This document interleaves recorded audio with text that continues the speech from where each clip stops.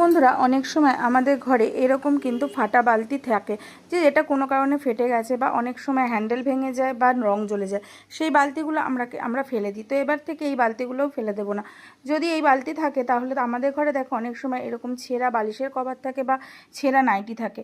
সেইটা যদি এরকম বালতির মধ্যে পরিয়ে দিই তাহলে কি হবে, আমাদের এই যে ছেঁড়া যে বেড কভারটা আছে সেটাও আমরা একটা কাজে লাগাতে পারছি দারুণ, বা ছেঁড়া নাইটিটাও কিন্তু কাজে লাগাতে পারছি, আবার ভাঙা বালতিটাও কিন্তু সুন্দরভাবে কাজে লাগিয়ে দিচ্ছি। তো এইভাবে দেখো বালতিটাকে কভার করে নিলাম, কভার করে দিয়ে তারপরে দেখো এর মধ্যে কিন্তু অনেক জামা কাপড় আমরা রাখতে পারবো।